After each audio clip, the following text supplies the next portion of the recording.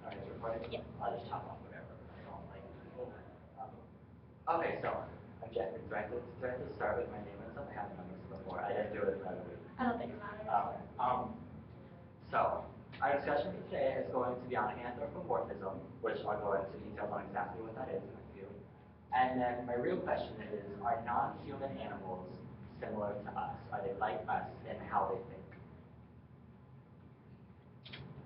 Okay, so just a little bit of background knowledge. Anthropomorphism is when you attribute human characteristics. So we laugh because we're happy. We smile when we're happy.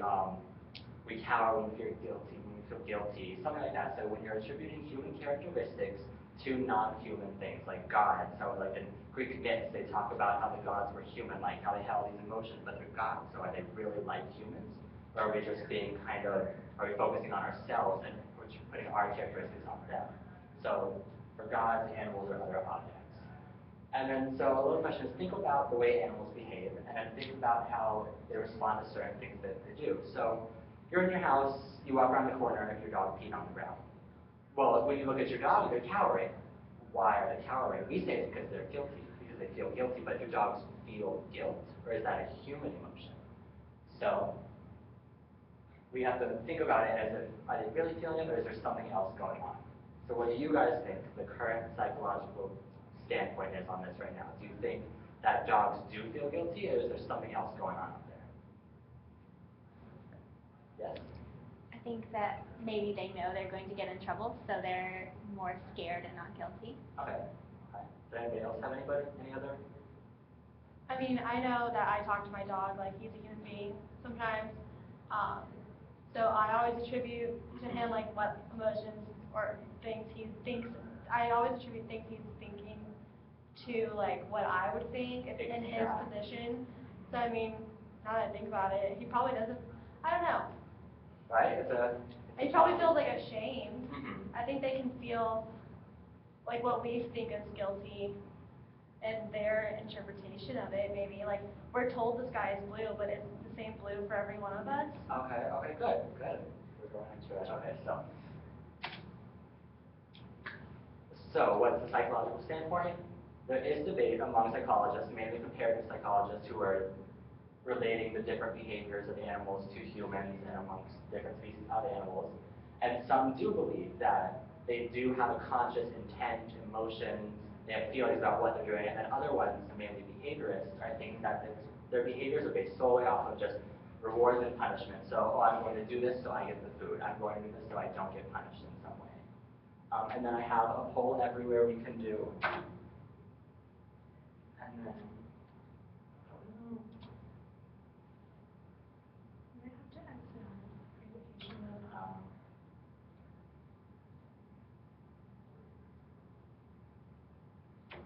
okay, so do you guys think that animals think the same way we do?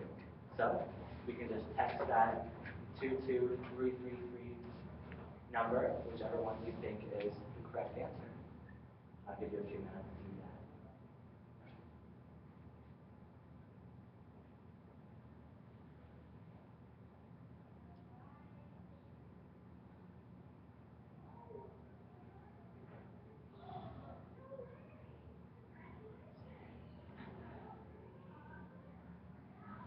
Oh, we got one answer. And we have, looks like it's a general consensus among okay.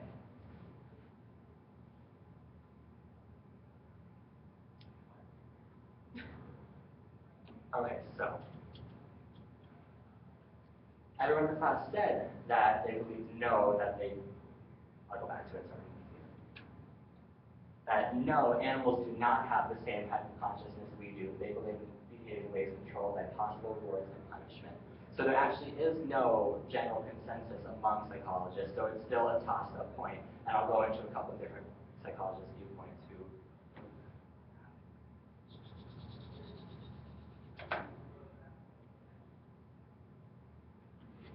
Okay, so why do you believe this? We just kind of talked about it a little bit. We always try to attribute our characteristics to them, but when you think about it, they might not be viewing the things how we are. So take this quote into consideration. Logically, these agnostic attitudes towards a mental life in animals can be valid only if they're applied to our own species. So, what do you guys think it's saying? Do you guys have any idea? Any? No? I can explain it.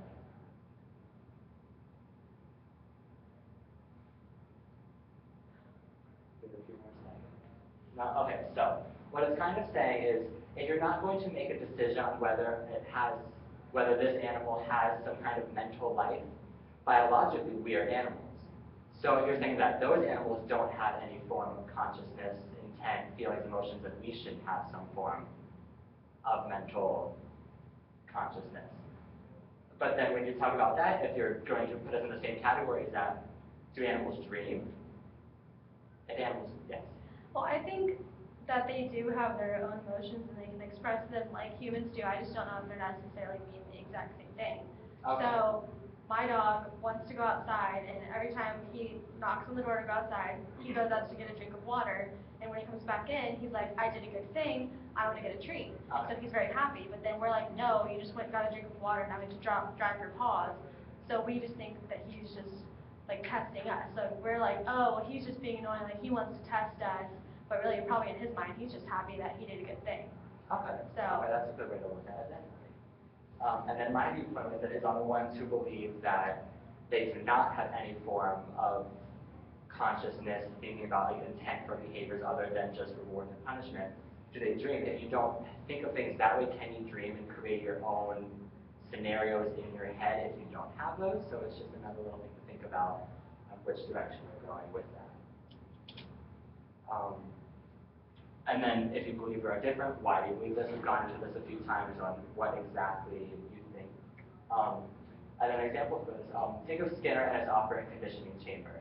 He believed that animals behave in ways based solely off of possible reward and punishment. So he was obviously very against animals having some form of mental processes other than deciding their behavior off of those two things. And so all of his research was focused solely on that.